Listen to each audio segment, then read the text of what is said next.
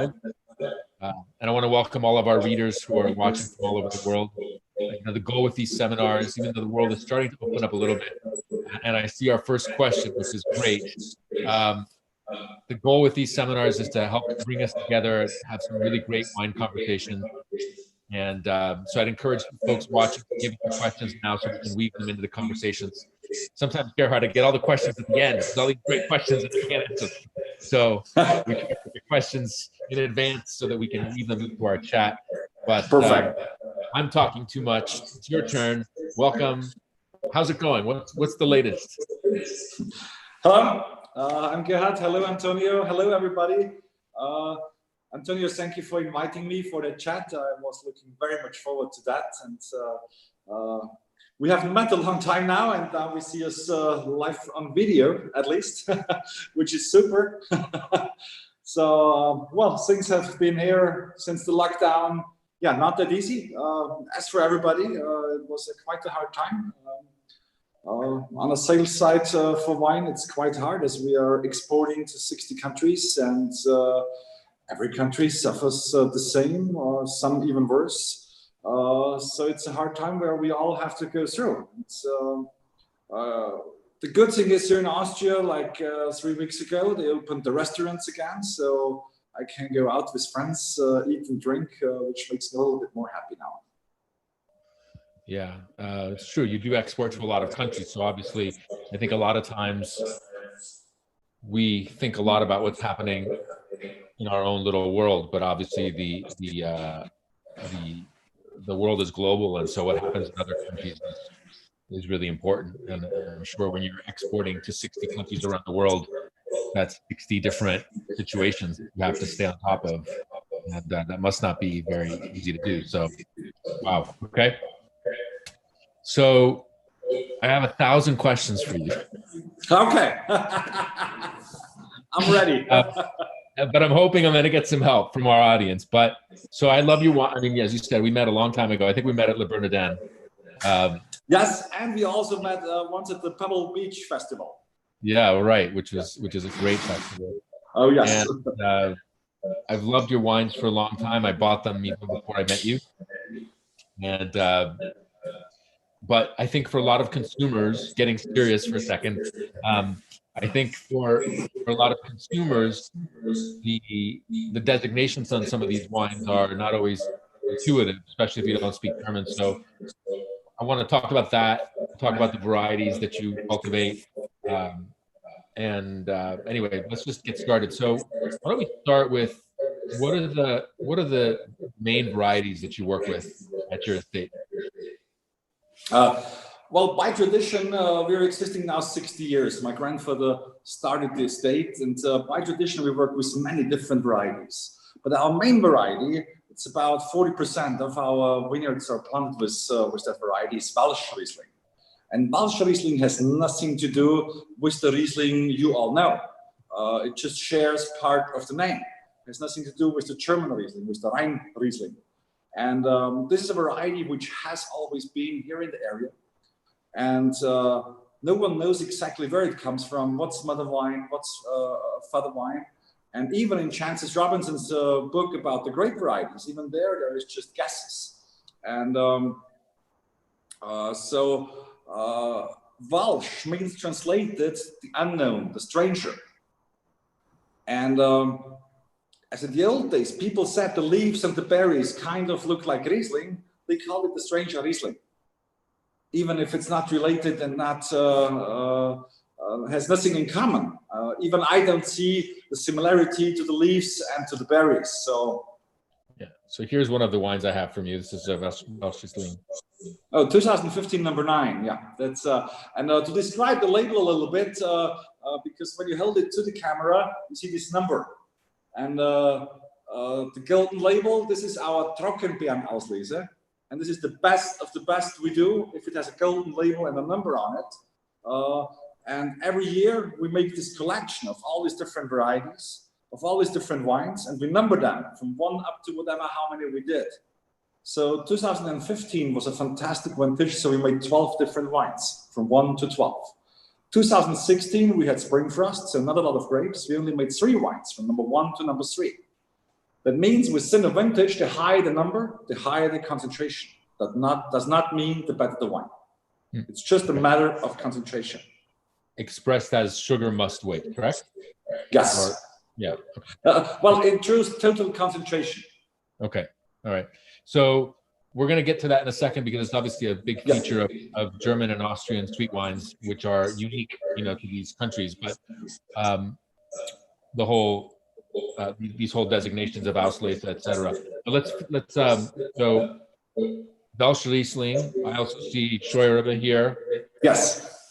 What are the other varieties? There's many different varieties, and the Welsh Riesling, as said, being the most important for our winery. But we do many other varieties. We do Steuerrebe, which is also local and only known here and in Germany, mostly in the Pfalz. There's a Steuerrebe, okay. Which is a very fruity variety, a lot of tropical fruit components. Yeah. Like mango, papaya, passion fruit. And then we do Muscat Autumnal, which belongs to the Muscat family. This is the traditional Muscat variety here in the area. Then we do Tramina. I have one of those too. Wonderful. Which is basically the variety, if you take it correct, it's called red Tramina because it has like rosé berries. It's a white variety, but it's a little rosé. Okay. And then we do Rosenmuscatella, which is a variety my father introduced to the winery in 2002. I was already working here, and it's a variety I basically grew up with because my father fell so much in love with this variety. And then we planted it first time in 2002, and it's a Muscat variation, which brings out black berries, really dark berries. So this the color is a little bit variety on it, but I'm guessing by the rose that might be it. Yes, the rose, because it was not allowed to be planted in Austria until 2017. Okay. And so we needed a little trick, so we put a rose on it. Excellent. And we also plant Zweigelt, which is a red, typical Austrian red variety. We even make out of that up to the TBA. Yes, Zweigelt, we have a BA here. Wonderful. And that's basically the main varieties or the varieties for the sweet wines. We also do some Pinot Gris, which we only do in the dry wine, which is also a traditional variety in our area. And if you, I mean, a lot of people, if you think about it, it's a crazy amount of varieties. And some people always tell me, why do we do all these varieties? Are you crazy? And I always say, well, we have that by tradition. They all get ripe. I can make fantastic wines out of them. Why should I leave one out? And everybody's talking about diversifying, about many varieties, many different tastes. We are doing it by tradition since 60 years. It's usual for us. It's true, obviously. So tell us about, I think, for folks who maybe are newer to the style of wine, obviously making sweet wines is pretty dramatic. What does it entail in the field? Again, I didn't hear. That making sweet wines is a pretty dramatic process. And you need a very specific style of vintage, right? So what is it that you're looking for? Well, I mean, the thing is, you need to be in the right area. You need to have the right microclimate. For producing these sweet wines on the level we do, you need botrytis. And having the real beautiful, healthy botrytis every vintage, it's just 4 areas in the world where that happens every year. That's the Mosel in Germany, that's Sauternes in France, that's Tokai in Hungary, and then it's here in Burgenland at this Lake Neusiedlersee. And the perfect botrytis, which is a fungus, also called nibelrot, looks like on this picture. Yeah, we're going to put one up here in a second so people can see, but that's a really good picture too. It's sitting like a fur on it. And what it does, if you see the berry, this botrytis, the mushroom goes on it. Oh, now we have the perfect picture for it. The botrytis touches it, destroys the skin, and then the water part evaporates. And the liquid, natural sugar, high concentrated, stays inside. And that's actually the grape we see is would be a high BA, maybe already a TBA. So this is what we are looking for, and we get so much botrytis because our climate is so unique that we can harvest even for TBAs every year, bunch by bunch. We don't need to do berry by berry to come up to sugar levels of 400 and above. 400 milligrams per liter, right? Yes. Which is 40%. Grams per liter. Grams per liter. Yeah. So this is obviously a very evocative picture. Obviously, you're harvesting this fruit very late also, right? Yes, very late and very long. We are starting with the first selections of sweet wines always around mid of October. And it goes on until around Christmas time, and sometimes even in the first or second week of January, because botrytis does not come to every berry, to every rootstock, to every cru at the same time. We have up to 6 selections per vineyard. We pick the botrytis grapes and leave the healthy ones outside and wait until the next botrytis comes, and then we pick again. And this is something very, very important because we could also wait until a couple of weeks, days, or months in some cases, that everything is botrytis and harvest then. But that's not the right way, because we want to keep the freshness and the acidity. And you have to imagine when the botrytis touches and the shrinking in some vintages for these berries is very fast. It concentrates not only the sugar, it concentrates also everything else. And then the acidity goes for a short period up and then goes down again in the next couple of days. And we need to pick at that perfect time window when the acidity is up. And that gives our wines much more freshness. That's all absolutely fascinating. So I'm going to taste this. Which one? I can't see it. Well, hold it more to the camera. Yeah, no, the screen just went. Yeah, it's this. Scheurebe number 5. Beautiful. 2013. Yeah. So I'm curious, obviously, in a lot of parts of the world, climate change is a very major theme. How does that impact the production of sweet wines that require noble rot to form? Again, I didn't hear the first sentence, the first one. The second one. In many regions in the world, climate change is a very big issue. So yeah, how does that impact the production of sweet wines that require noble rot?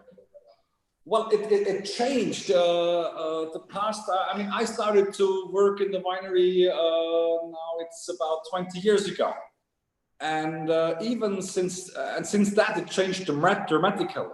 I had the chance to work also on my grandfather's side, who died in 2010, and he was at this time 82, sorry, and he worked his first vintage with the age of 16, and he said by time the ripeness of the grapes is got always earlier and earlier.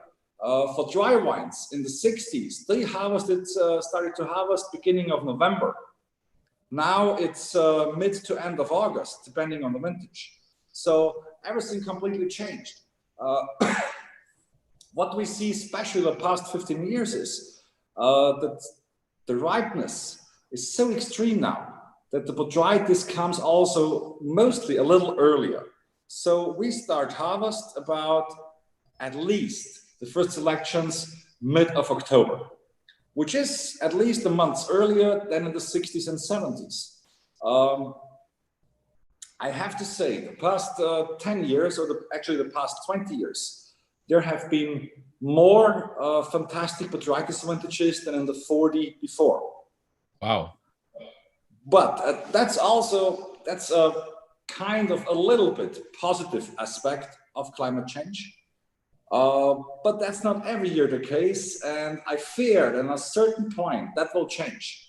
Because what we see, the past 6-7 vintages, more dramatic than ever before, is we're always used that we have windows in the harvest where we don't harvest, where we can't, because botrytis didn't move on, because it was too dry, the weather was not correct. We had this from time to time, but the past 6-7 vintages, this time window is always around second week of November till first week of December. And this comes to regularity, and it's getting always a little bit wider. And if this stays the truth, we will have in 25, 30 years a real problem, because there is, on a certain point, there is a drought where botrytis can't grow where it shouldn't be. So where does this development go to? I mean, it will be not a major problem, I think, for my generation, but it will be a problem for my kids. And I have no clue to solve that if this is going on like this. So it's, I think this climate change, it's like a pyramid. Until now, it helped us for certain points. And from a certain point on, it will be absolutely negative to us. I mean, we have now already some really negative aspects. When I remember, like 30 years ago, when I was a kid, or 35 years ago, I mean, we are always used to wind here. We live in a flat area, and every 2-3 years we had a storm with 100, 120 kilometers per hour. Now we have that at least 4 or 5 times a year, and even over the 120 kilometers per hour. We have more thunderstorms. We have more climate extremes. Like in 2015, it was the first time proven 40 degrees Celsius plus for a couple of days in follow. And since that, that's regular every year. Yeah. And that's something, yeah, which doesn't look very nice for the future. Yeah. And here we can see what your vineyard might look like at a very late harvest. Right. Yeah, this is actually for ice wine. This was right before the ice wine harvest, if I remember right. Or so the grapes, the healthy grapes on it are frozen, and we picked that for ice wine. It was still during the day, so it wasn't cold enough. And in our place, as we are a warm area and we're on a very low sea level, we only can do that at night, and mostly on full moon. At night, I mean in the morning hours, so starting 2, 3 in the morning. And so that was for sure the day before the ice wine harvest. So it was already cold enough. Yeah, it's a beautiful picture. And that's also a thing. Ice wine in the old days, I mean, I always call ice wine my wonderful emergency exit, because it's not my target. My target is botrytis wines. This is for me, the wines, the sweet wines with the most complexity, with the most ageability. And as I said before, we make all these selections for the botrytis grapes. And if there is at the end of the harvest still grapes healthy outside, I leave them outside until it freezes, and then I pick ice wine. And that's why I call it my wonderful emergency exit. But it got really hard the past years. Like in my father's and my grandfather's time, we had 8 out of 10 vintages. We could make ice wine. It was cold enough. Now it's maybe 2 out of 10. Yeah, I mean, I think that this is very typical, and this relationship you're talking about, having climate change be a help for some period, and then the future being very uncertain, is true for a lot of regions. I think it's true of Bordeaux, it's true of Piedmont, it's true of the Rhone, especially the northern Rhone, Burgundy. Some parts of Germany, it's going to be very interesting to see what happens in the next 20, 30 years. I'm really curious. I mean, as you I'm sure know very well, the market for sweet wines, you know, Sauternes as an example, is very challenged by the way that people like to eat now. And so how do you think about pairing your wines with food, let's say over the course of a meal? I'm sure you don't want people just drinking your wine, a glass of your wine at the end of a meal. It's hard to survive that way. So what is, how should we be thinking about how we pair these wines? And are there opportunities to have wines with different dishes over the course of a meal? Well, I mean, there's different occasions where you can use these wines very, very well. I mean, for sure, to desserts, it always fits. It's fantastic. And like my favorite dessert, Austrian pancake, which is with apricot jam, and then rolled in, you put some sugar powder on it. And that's basically the favorite thing you can do to me. And if you take to that, like a Welschriesling TBA, it's amazing. It's like you're in heaven. Also, cheeses work very well to all these sweet wines, and that's also great. But sometimes, you know, for the lighter sweet wines, for a Spätlese or for an Auslese, I love Asian dishes, especially Thai food, which has a lot of spice inside, a lot of flavor inside. And with the dry wine, impossible. With sweet wine, it's working perfect. Or for the TBAs, I mostly love to use them. Again, after dessert, you know, when the dessert is done, you had your sweet wine, your TBA to dessert, and then as the last thing, after evening, sitting together with friends, they have a coffee, and then you put another glass of sweet wine, and they will walk out with a smile because it's pleasuring. And you keep on talking for another half an hour or an hour about this wine or also something else, and it's a nice finish of the dinner. Or sometimes I use Spätlese or Auslese as an aperitif when I have guests. I serve them honey melon with some vanilla ham, the sweetness and the saltiness, and then the sugar from the wine, and that's beautiful. It's a nice match. It's making you really hungry. There's a few small bites. Making me very hungry talking to you. Yeah, that's it's lunchtime here. This is the Auslese.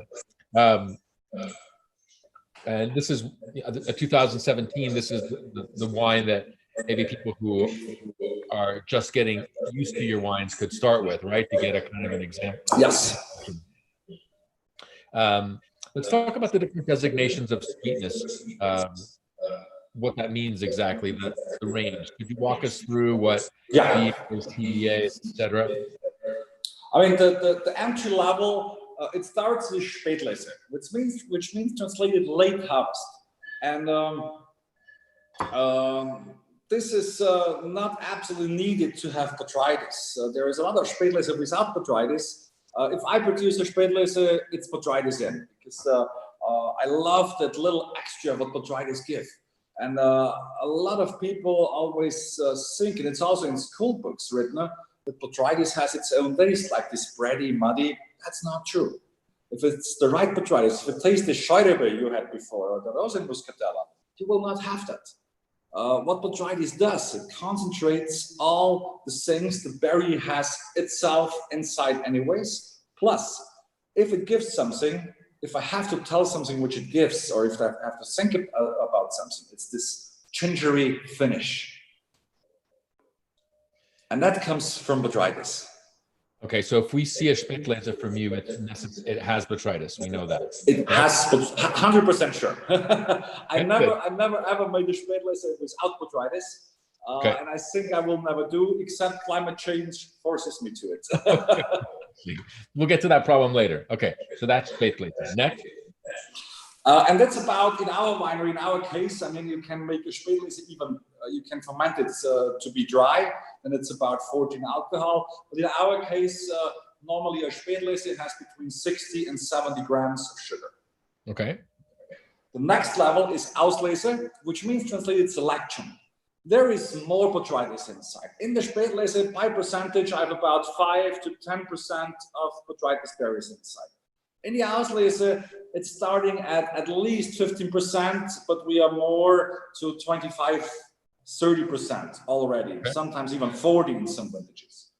And here, we have a sugar level in our winery between 70 and 100 grams of sugar. And I mean, the Spätlese I love to use just as an aperitif, or sitting on a terrace, drink it ice cold as it is, because it's very flowery, it's very nice, it's charming, it's fresh, there's a hint of sweetness, beautiful. The Auslese, I love to have, if I have foie gras as one of the first courses, I also love to have it, like I said before, with honey melon and vanilla ham. What's also nice is if you're watching TV and having an Auslese or a BA, with salted popcorn. You have to try that. You will love it. It sounds horrible, but it's fantastic. Is it Friday yet? No, but you know, what the hell? It's also good on a Wednesday. Well, I've got to publish a Bordeaux article tomorrow, first thing in the morning, so I don't think our readers would be very happy if I decided to try this experiment this evening. Yeah, that might be true. Maybe tomorrow. that might be true. Okay, good. And, Okay, that's Auslese. Next. Yes. Next is Beerenauslese, which means berry selection. And with the Beerenauslese, we use the short form BA. Yeah. Makes things much easier. And Antonio has a Zweigelt Beerenauslese in his hand. So we do also sweet wines from red grape varieties. And the Beerenauslese has a sugar level in our winery between 100 and 160 grams of sugar. So now we are talking on real stuff already.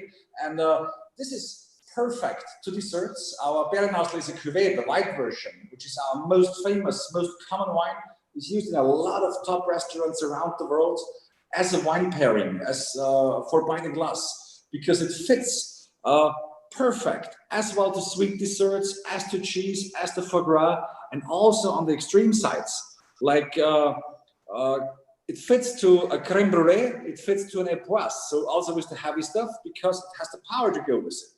But it has the freshness, the acidity, and this hint of saltiness in the back, in the finish, which is very typical for our wines and also very unique. It fits also to lighter desserts, especially the desserts with a lot of fresh fruit components. And fresh fruits are normally always killing the wines. I don't say that it's a perfect match to ours, but it works with the salty component. It works also with this. And with this elegance, it also works with lighter desserts. And then there is our Trockenbeerenauslese, dry berry selection, because the berries are so shrinked in that there's barely no juice inside. That's why the dry berry selection. And we only take the highest concentrated grapes for that. And the Trockenbeerenauslese, we take the short form TBA. Does not mean to be announced. It means Trockenbeerenauslese. And here we are on a sugar level of starting at around 150 grams, and the sky is the limit, up to 500, no problem. Yeah, that's fascinating because you said something a second ago about the wines being salty. Yes. And that comes from our soil types. I'm living in the middle of a very beautiful national park. So one of the biggest in Europe. And I'm living next to a huge lake, the Lake Neusiedlersee, which is 36 kilometers long, 3 kilometers wide, but just 1 meter and 50 centimeters deep at the moment. So I can walk through very easy. That causes a lot of humidity. And then we have a lot of small lakes around our village, in between our vineyards, which are just that shallow. And at the moment, they're completely dried out. And all this water gives us the possibility to produce the sweet wines every year. But that's not the point for the saltiness. The point for the saltiness is that all this water has a very high concentration of salt. It's still sweet water, but the concentration of salt is very high. And the big lake was until 2,000 years ago about 10 times bigger than now, and moved back very, very slowly and left all the saltiness and the minerals in our soil. And the plant is taking everything from the soil and is giving it to the berry. And when I have done my job right, it's also showing in the wine. And it's giving an extra complexity, it's giving an extra uniqueness, which you barely can find anywhere else in the world. yeah, for sure. When I taste this or this, the wines very much have that salty quality. You get it on the finish mostly, and it's this very salty aftertaste. You know, so you have that explosion of fruit and texture, and then you get this really nice salty finish. It's quite remarkable. I mean, the nice thing, all of our wines are never like what you see often with sweet wine, cloy. Never. Even, I mean, the one bottle of the Grand Cuvée, which you had in your hand, that's about 220 grams of sugar. That's quite a lot. But the finish, it's sweet here, but it's not sweet at the end. Yeah, it's true. And that makes it very pleasuring, and your mouth asks for more, which is good for me. It's good for your business. Are the different levels vinified very differently, or is the goal to have more or less consistent vinification? So Well, the wine. The different levels need to be vinified very differently because of the time it takes to ferment them. Okay. For example, for a Spätlese or an Auslese, fermentation takes from 2 weeks to maybe latest 1.5 months. It's very fast, very easy. Beerenauslese takes, depending on the concentration, between a month and maximum 3 to 4 months. A Trockenbeerenauslese can ferment up to 16, 17 months. Even that we have, because it's through this high concentration. The juice is very thick. The fermentation is very, very slow. And it takes forever, and I'm happy that I reach at the end around 6 alcohol in some cases. Sometimes I can reach even 12. But that's with the lower TBAs. But all our fermentation is natural yeast, so nothing added. It's all, how do you say, spontaneous fermentation. Yep. It's not because I'm against added yeast, no. It's just my understanding is there's nothing to fix which isn't broken. It worked the past 3,000 years. Why shouldn't it work for me? And we did this since my grandfather's generation. And the funny thing is, from 2002 to 2012, exactly 10 vintages, I did a test with Scheuerbe TBA, always from the same pressing, same vineyard, same pressing, made 2 tanks. One fermented in our usual cellar, spontaneous. The other one brought to another building, added yeast. But added no special yeast, just a simple one, which was raised in the 60s. And at the end, even nowadays, I have to say, I still don't know what's really better. In some vintages, it's this, in some vintages, that. You just don't know before. So, and I got told by a lot of people that they can blind taste if it's added yeast or not. If you serve me, that's 20 wines, that's 10 years, everything blind on the table, I can't tell which is which at the end. Impossible. Well, that's very honest, but also I think the beauty of wine tasting, and also the fact that the wine, different vintages may respond better to different choices. You know, that's yes, that's how it is. But you don't know before you add it. You know, you have no clue before. And it's all tank for all the wines. No, it's well, actually, can you hold one of the gold label bottles again into the camera? Yeah, I just tasted this wine. Well, you know, one of the regions that I don't review anymore.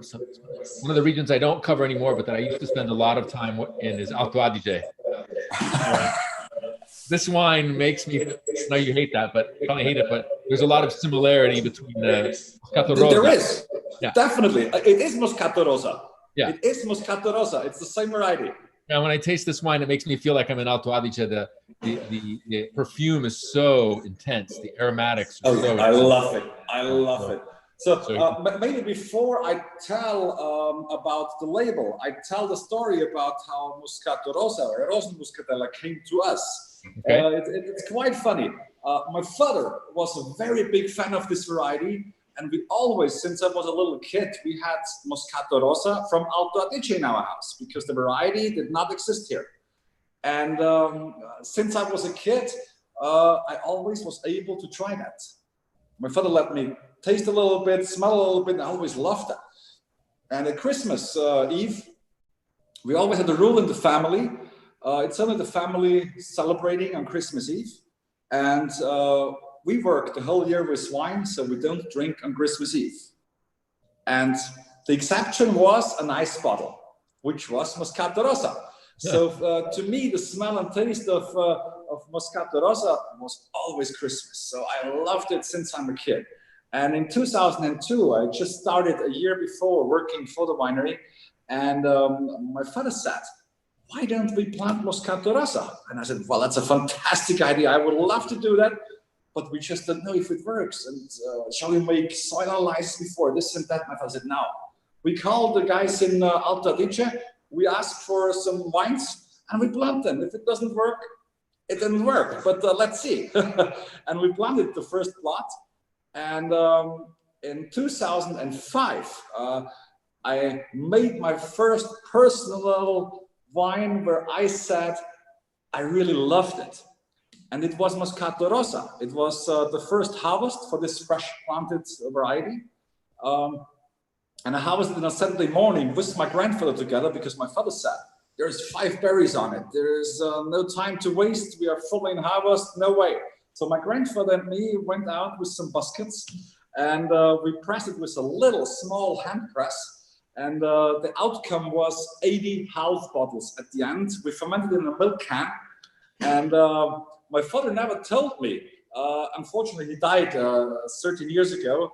But one of his sommelier friends just recently told me that he brought a bottle of his '05 vintage, which my grandfather and me also hand bottled, to the restaurant and showed it to his friends and to the sommelier, and was very proud that this was the first sweet wine I made by myself. Even when he said it's nonsense to pick these grapes, which is just a little tiny amount. And so in the backstory, I was very proud, but I'm still very happy that he didn't tell me immediately, because at this time I was like 23 years old, and it would have been too much for my ego.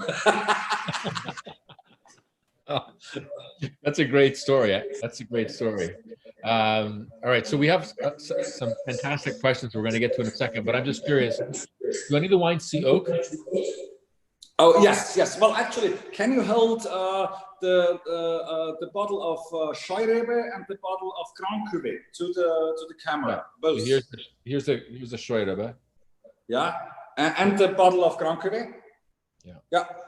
Hoping I don't kill this computer with. If it has to go, it can go. So if you look on top of the label, yeah, on the very top of the label, there's some writing on it. Yeah. On the Scheurebe, it's zwischen den Seen, yes, which means between the lakes, and that's a homage to the big lake and to all the small lakes, which makes it possible for us to produce these wines every year. And that's the more classical style, means no use of barrique barrels. And this we use for varieties where we think the primary aromatic is the main point. And this is varieties like Scheurebe, like Muscat, like Welsh Riesling. And this is also the traditional style, the old style from the area. So big cask or stainless steel. The other style, if you hold now the Grand Cuvée to the camera, it says Nouvelle Vague, means translated new wave. And my father learned a lot of things in Sauternes. And he visited Chateau d'Yquem very, very often. And Pierre Méliès, now the owner of Raymond Lafont, and at this time cellar master at Yquem, he gave my father over the years a lot of tips, and he let him see how they do it. And so my father tried to experiment from the mid of 80s with barrique barrels. And it took him about 10 years to find out the right clue, because it didn't fit to every variety. It didn't fit to Scheurebe, it didn't fit to Muscat, but it fitted fantastic to Traminer. It fitted fantastic to Chardonnay, and it fitted fantastic to red sweet wines like Zweigel. Sorry. And we still keep that same system. The past, now it's like more than 30 years actually, or around 30 years. We do that same system with our wines, with the aging for the different varieties. And it works quite well. And I mean, there's also another reason why this is called Nouvelle Vague, because my father was a big fan of the Nouvelle Vague series, of the film series, and they were very controversial.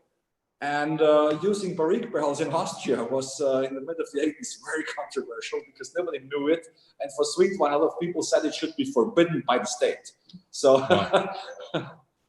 I'm going to open this Chardonnay while I ask you the numbered series. So if you have 12 wines, they're numbered 1 to 12. You said if you have 3 wines, they're numbered 1 to 3. So that means that the wines are numbered in relation to themselves in a specific vintage, but the number 5 wine of 2013 might have nothing in common with the number 5 wine of 2015, right? Correct, yeah. Has nothing to do with each other. Zero. Okay. All right. So we understand that. This is a Chardonnay Nouvelle Vague. We have some great questions that I want to get to, so I don't want to forget any of these. Question from Maria Rosa, which is, you sell to 60 countries. You have a lot of international experience. Which countries drink the most sweet wine? Well, that's very hard to say. I mean, our biggest market is Germany, as it's our longest market and 10 times bigger than Austria, and that's only around 9%. I think it does.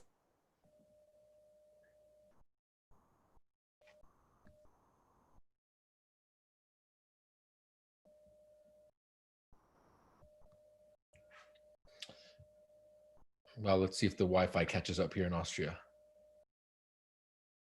I think there is no answer to that, to be honest. There's no certain country which drinks more. There's no certain country which drinks less or nothing. Okay, not to our wines. In total sweet wines, I don't know. But if I have to tell it about our wines, I can't. Okay, so while you were answering, your Wi-Fi froze for a second, but I think we got it, which is Germany at 9% is your highest, but there's no particular country that's much higher than everybody else. No. Yeah. Okay.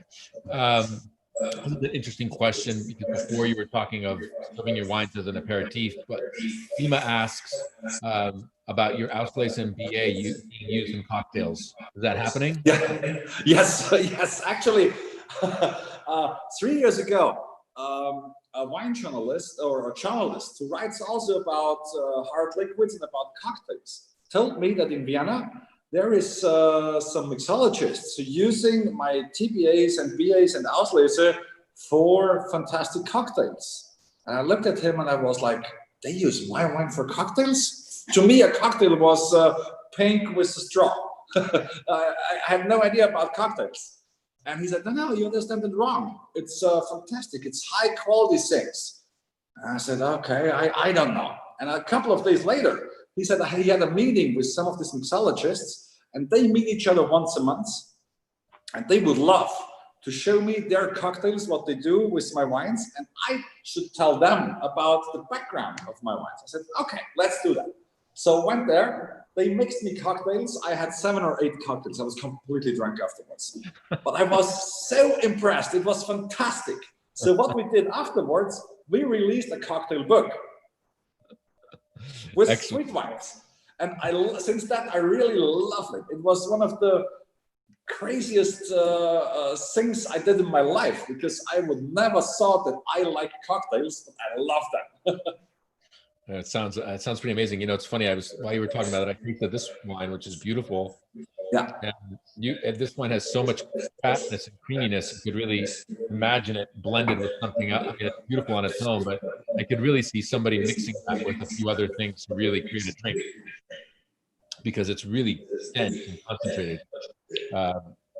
Even though and you just need a few drops. It's only number 7. And you know, you just need a few drops to get this extra taste inside into the cocktail.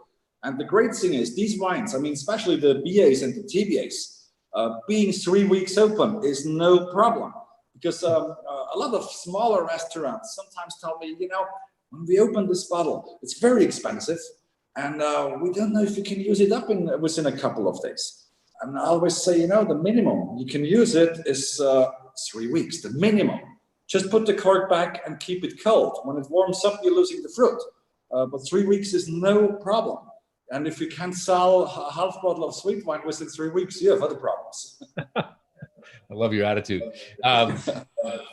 We have a bunch of questions on vintages. So maybe you could walk us through the vintages that folks watching this are likely to find in the market.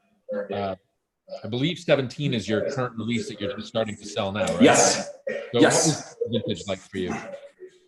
Well, we were quite lucky with the past vintages.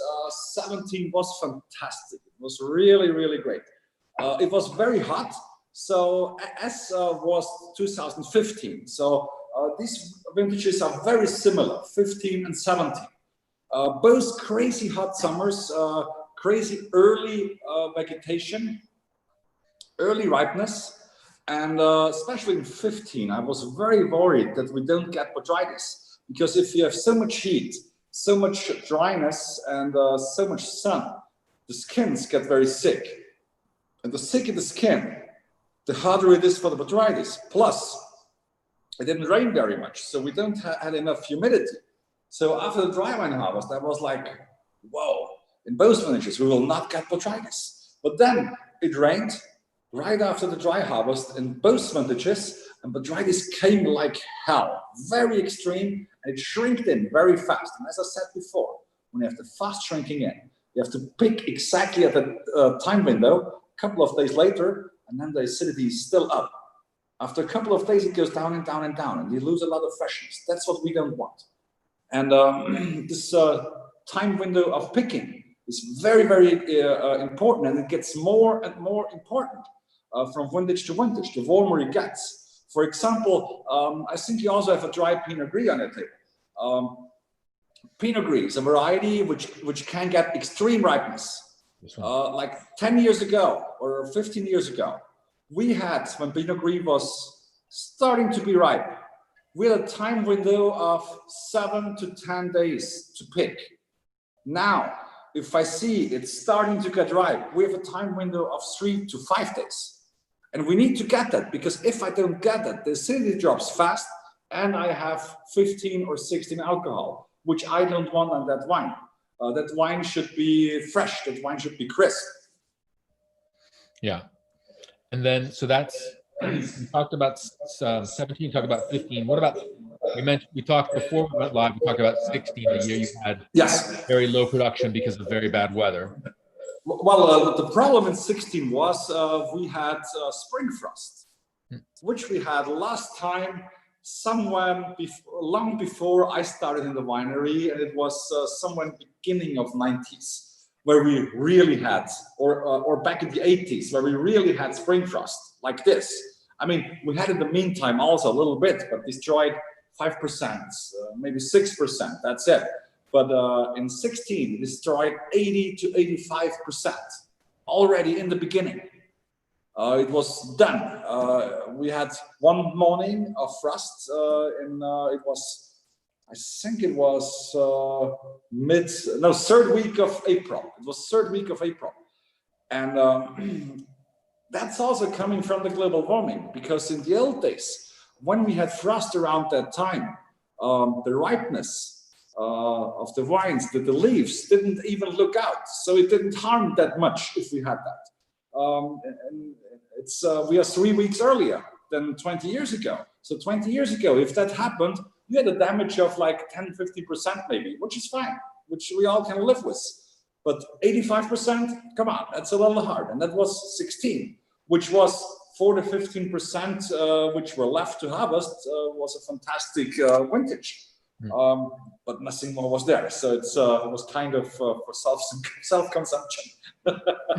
Home vintage.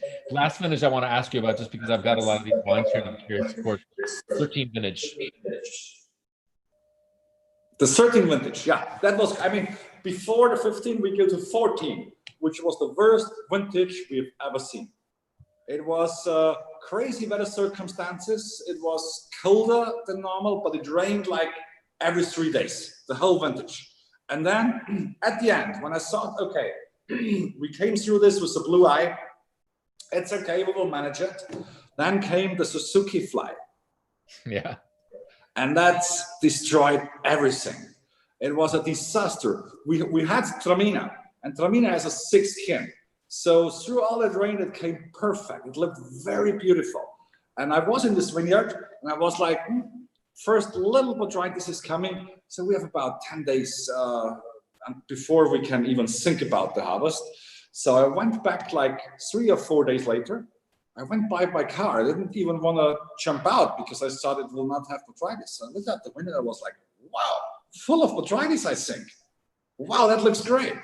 When I came near, I was like, that's not botrytis. And I touched the grapes, and there was nothing left inside. Yeah. So Tramina, we lost 100%.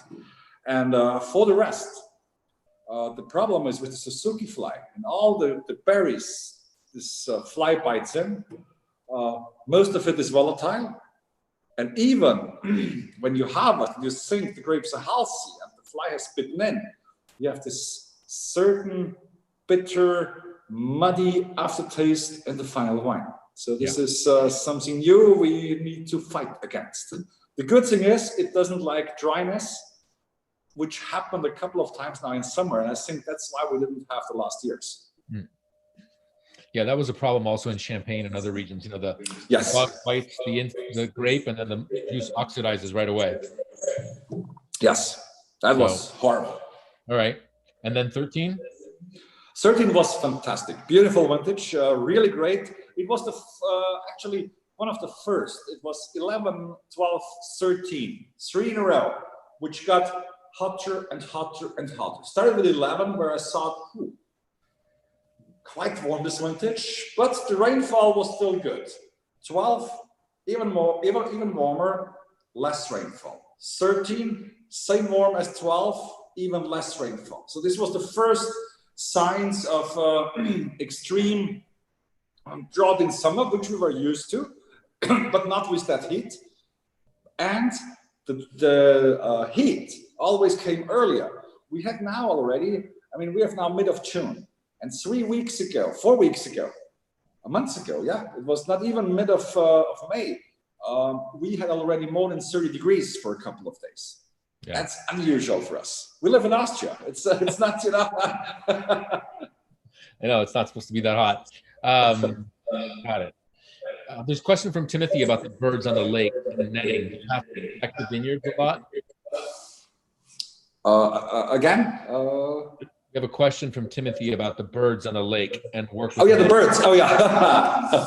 Well, take a lot of very sweet fruit. So we're living in the middle of a national park, so some birds are a real problem, especially starlings. We have at harvest time we have billions of them, and they are protected, so we are not allowed to shoot them.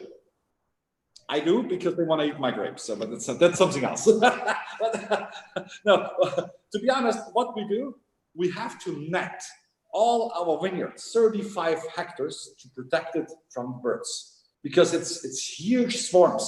And for a hectare to eat, they would need about 20, 25 minutes. And it looks like you would have went through with the machine harvester. There's nothing left, everything gone. And we have to protect with hail mats. So we cover the whole row, and we have to close the bottom. Because if you don't do that, everybody thinks birds are stupid. They're not, they learn. So you're sitting on the ground then, and if you have a small hole in this net, it's like tack, tack, tack, tack, the whole day, and they're eating. Very happy birds, I'm sure. Oh yes, so yes. So let's see, this is a really good question from Nick. If Gerhard took one wine to his desert island, would it be an ice wine or a TBA? From Nick, which is your sweet wine style? This one? Yeah, well, no, it's earlier. He says if Gerhard could only take one wine with him to his desert island, would it be an ice wine? What would it be? Oh, a related question. Well, definitely a TBA. Definitely. Which though? Anyone in particular that you've particularly? That's hard to say, but well, definitely. I'm somebody who loves pleasure, and I didn't notice. And one of the nicest afternoons I've ever had in my life was in 2015. We were talking about this period of 40 degrees Celsius plus, and on a Saturday afternoon, it was so hot that the air was standing. There was no wind, nothing. So, and I was walking with my dog around in the winery, and I'm a big fan of cigars. So I took a cigar, I took a chair, went to my warehouse, which is climatized 16 degrees Celsius. I have a hi-fi system in there, put it on Pink Floyd. I took a bottle of Grape 96, lighted that big cigar, and 1.5 hours later, I came out and I was a different person. It was fantastic. It's so relaxing. Nowadays I can't do it anymore because now my wife knows, because I told everybody how relaxing that is. So on a Saturday afternoon, when they can't find me, they know that I'm sitting in a warehouse with a cigar. But it was so relaxing. I was sitting there, having that cigar, drinking that aged TBA, which is fantastic match to the cigar. I loved it. The dog loved it. We were all happy. A great story. I'm incredibly jealous. We have time for just a couple more questions. I want to ask you, what do you think the optimal age to drink your wine? Well, that's hard to say. Depends what you personally prefer. If you like that primary aromatic, that freshness, that amazing fruit flavors, fresh fruit flavors, then drink these wines in the first maximum 10, 12, maybe 15 years in some vintages. It's depending a little on the vintage, but during the first 10 to 12 years, let's say that. If you want a hint of secondary aromatic, like tea, a little bit of tea aromas, just a little bit of dry fruit components, then start drinking after 15 years until 20, 25 years. Okay. If you want more secondary aromas, like the real tea aromatics, the sugar level goes in the back, there's more herbals, there's like dried apricot flavors, then 25 years plus. If you like the real tertiary aromas, like smaller fruit components, like cooked jam fruits, apricot, a lot of tannins in the back, a lot of herbals, then wait for 35, 40 years. And for myself, I love them in all stages. It's just a matter of what's the occasion to drink it. Yeah, I mean, I think a lot of times people get hung up a little bit on the wine. When should I drink it? The moment, right? Yeah. Last question. Obviously, you sell your wine all over the world. You also import a lot of wines. So what are some of the favorite wines you like to drink when you're not drinking your wine favorite wines from other regions? What really gets you excited? Well, that's very hard to say. That's also depending very much on my mood. I'm a big fan of many different areas, and I collect by myself, and I love to drink wines from other areas. One of my favorite things always, because it kind of brought me also into that business, is German Riesling. Because when I started to work in the winery for my father, I was quite young, and I jumped into this by mistake somehow, because when I was 17, I went to my father, to his office, and I said, "Hey, Dad, I want to make my driving license. I'm turning 18 soon. I would love to have my own car, and I want to go out." And my father said, "Yeah, that's fine." And I said, "Well, but I need more pocket money. I need more money for that." And my dad said, "That's no problem. We have work enough." So I started on Saturdays cleaning barrels, or during the week when I came home from school, cleaning tanks, labeling. Then I was driving with my father. I was the driver to dinners. Then we met all these crazy people, journalists, winemakers. And I was quite impressed. I always loved food a lot, but I had at this time not a real idea about wine.